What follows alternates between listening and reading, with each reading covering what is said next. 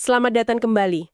Nah, Anda mengirimkan kami sebuah transkrip ceramah yang menarik banget Iya kan? tentang seorang sufi besar dari abad ke-13, Jalaluddin Rumi.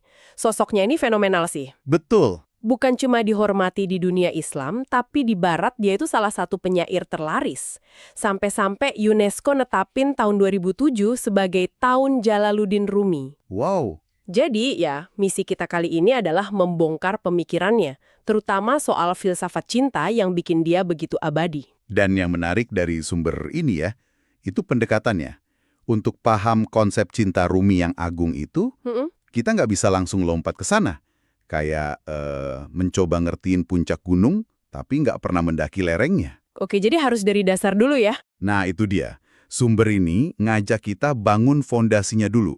Gimana Rumi melihat realitas, manusia, dan peran akal. Kita telusuri titik baliknya, baru kita bisa benar-benar ngerti inti ajarannya, yaitu cinta. Oke. Mari kita mulai dari sosoknya deh. Sumber ini ngegambarin Rumi itu bukan cuma penyair, tapi seorang ulama besar pada masanya. Betul, gelarnya aja Maulana. Tuan kami kan artinya. Bayangin, seorang profesor terkemuka dengan ribuan murid. Hidupnya udah mapan banget ya. Banget. Tapi hidupnya itu jungkir balik setelah ketemu sama seorang darwis pengelana yang misterius, Syamsut Tabriz. Nah, pertemuan ini digambarin dahsyat banget. Mengubah seorang cendekiawan terhormat jadi seorang sufi yang mabuk cinta ilahi. Tepat.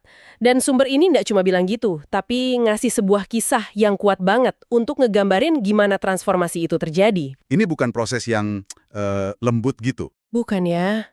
Syamsut Tabriz ini pakai metode yang sekarang mungkin kita sebut terapi kejut. Terapi kejut, maksudnya? Jadi, suatu hari, dia minta Rumi, sang panutan umat, untuk ngelakuin sesuatu yang memalukan banget. Apa tuh? Membelikannya sebotol arak di perkampungan Nasrani. Tunggu. Arak, minuman keras. Iya, Wow, itu tindakan yang radikal banget sih. Saya bisa bayangin malunya Rumi, ulama besar, simbol kesalehan. pasti ada pergulatan batin yang luar biasa. Tapi karena hormat sama gurunya, Rumi berangkat. Dia coba sembunyiin botolnya, gitu. Iya, tapi ya ketahuan sama warga. Seketika itu juga reputasinya hancur. Wah, orang-orang yang tadinya cium tangannya sekarang teriak, "Lihat wali kalian, beli minuman keras." Diseret, dipukuli, dicaci maki di depan masjid. Gila, kehormatan dan dibangun bertahun-tahun lenyap gitu aja. Ini momen penghancuran total ya. Banget. Dan tepat pas kekacauan itu memuncak, Samsud datang. Lalu, Dengan tenang dia bilang ke massa, "Kalian salah paham. Coba periksa. Itu bukan minuman keras, dan ternyata isinya, air putih biasa." Nah, di momen itulah pelajarannya masuk. Syamsud kayak mau bilang ke Rumi, "Lihat, status, nama besar, pujian orang. Yang kamu jaga itu rapuh banget." cuma karena sebuah botol, semua itu hancur. Persis. Jadi ini bukan soal arak atau airnya, tapi soal ilusi dari citra diri. Syamsud sengaja menghancurkan topeng Rumi. Biar dia bisa lihat apa yang ada di baliknya. Pesannya keras. Jangan sibuk moles penampilan biar dinilai baik, tapi fokuslah jadi baik di dalam. Titik balik ini jadi fondasi buat semua ajaran Rumi selanjutnya kan? Obsesinya untuk selalu menembus permukaan. Tepat sekali. Oke, setelah egonya dihancurkan gitu, dan diajarin buat ngeliat melampaui penampilan, pasti ini ngubah total cara pandangnya soal hakikat sesuatu kan? Benar sekali. Ini jadi tema sentralnya. Sumber ini ngutip Rumi yang bilang, segala sesuatu yang tampak di depan kita bukanlah hakikat yang sesungguhnya. Analoginya bagus banget yang soal bumi itu, yang tampak kan cuma debu, padahal di dalamnya ada emas. Iya, kita harus menggali lebih dalam. Ini ngingetin saya sama konsep hijab atau penghalang dalam tasawuf. Sumber ini nyinggung itu dengan contoh yang relevan banget. Yang mana tuh? Misalnya, kita mikir, karena saya rajin sedekah, rezeki saya jadi lancar. Nah, itu dia. Menurut Rumi, jebakan itu bahaya. Kenapa bahaya? Karena pemikiran kayak gitu justru jadi hijab yang ngalangin kita dari Tuhan. Kita mulai ngerasa kalau amal kitalah penyebabnya. Seolah-olah kita yang ngontrol hasil. Kita jadi menyembah bentuk sedekahnya, bukan makna di baliknya. Persis. Kita lupa kalau sedekah itu cuma sarana, sumber rezekinya ya tetap Tuhan. Menarik, di zaman sekarang hijab itu bisa lebih canggih ya. Mungkin kita mikir, karena networking saya bagus, proyek ini berhasil. Betul. Atau karena saya disiplin, saya sukses. Kita terjebak ilusi kontrol. Rumi bakal nyebut itu semua penyembahan berhala modern. Penyembahan modern. Iya, kita memberhalakan usaha kita, kecerdasan kita. Makanya Rumi tajam banget waktu bilang.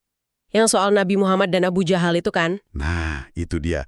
Kalau manusia cuma dinilai dari fisiknya, maka Nabi Muhammad dan musuhnya Abu Jahal itu kualitasnya sama. Sama-sama orang Arab, berjenggot, pakai jubah. Menilai dari kulit luar itu kesalahan fatal. Tepat. Lalu apa dong yang harus kita garap? Kalau bukan yang di luar, berarti fokusnya ke dalam. Tepat.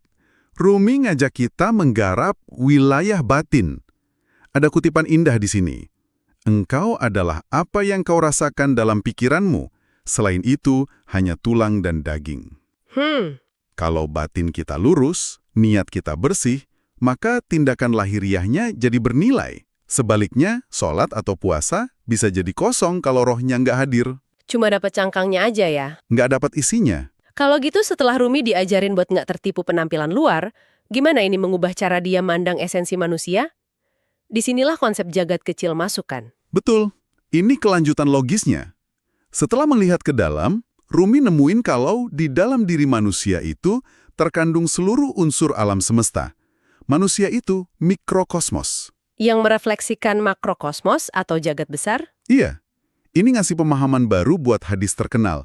Barang siapa mengenal dirinya, maka ia akan mengenal Tuhannya. Nah, saya sering dengar hadis itu, tapi kadang alurnya nggak begitu jelas. Gimana Rumi memahaminya? Alurnya jadi sistematis banget, pertama dengan paham diri sendiri. Emosi kita, pikiran kita.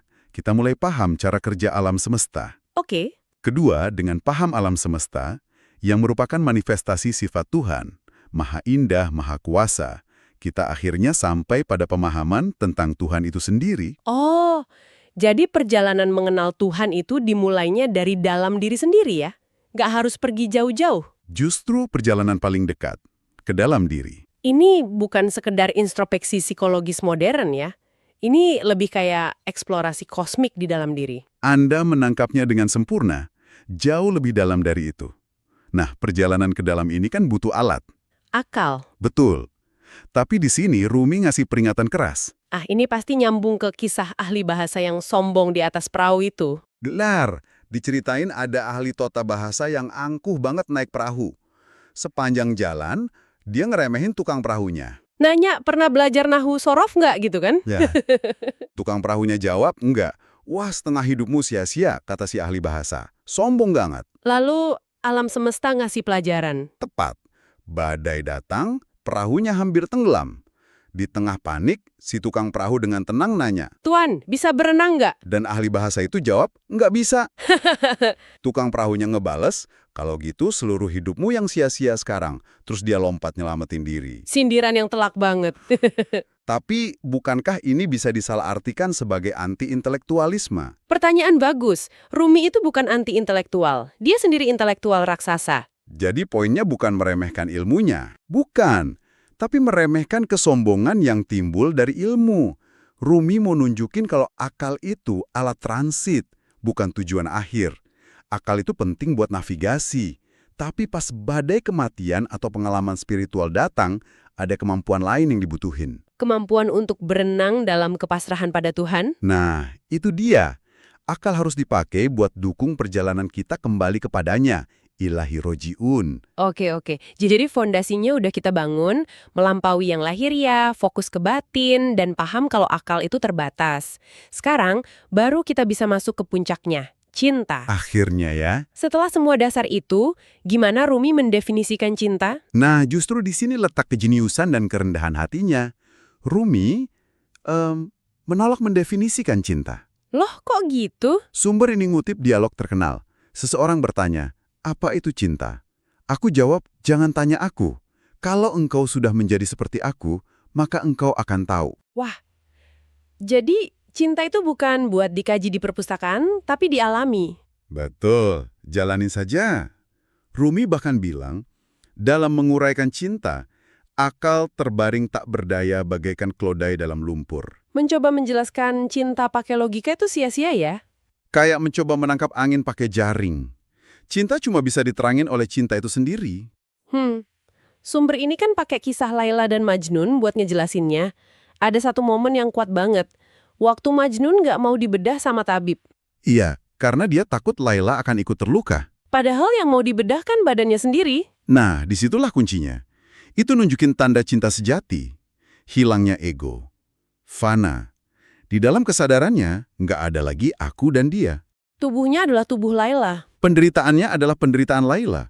Keuntungan dan kerugian diri sendiri nggak relevan lagi. Tunggu, bukankah itu kedengaran ekstrim dari sudut pandang modern?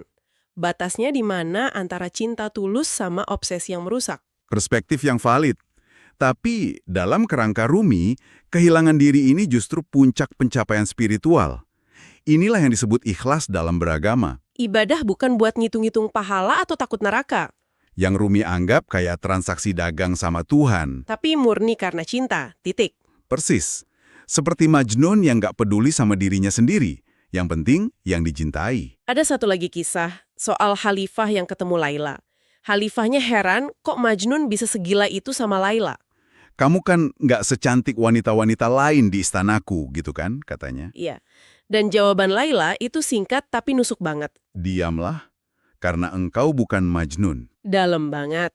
Maksudnya kita harus jadi pecinta dulu dari bisa lihat keindahan sejati dari yang dicintai ya. Tepat. Anda nggak akan pernah bisa paham indahnya cinta pada Tuhan kalau cuma jadi pengamat yang kritis dari luar. Anda harus terjun, harus jadi sang pecinta itu sendiri. Dan cinta ini menurutnya punya energi transformatif yang luar biasa. Karena cinta, duri menjadi mawar. Karena cinta, cuka menjadi anggur manis. Karena cinta, penjara tampak bak kedai mawar. Energi cinta mengubah persepsi kita terhadap realitas. Benar. Kesulitan jadi ringan. Pengorbanan jadi sumber kebahagiaan. Inilah kekuatan cinta yang bikin seorang ibu rela nggak tidur semalaman demi anaknya yang sakit. Dan dia nggak lihat itu sebagai beban. Jadi, setelah pembahasan ini, jelas banget ya, cinta menurut Rumi itu bukan sekedar perasaan romantis, ini sebuah, cara hidup, cara beragama. Betul. Bukan dengan gaya pedagang yang hitung untung rugi. Dan jelas bukan gaya marah-marah. Tapi dengan gaya seorang pecinta, tulus, tanpa pamrih, dan gak egois. Tepat sekali.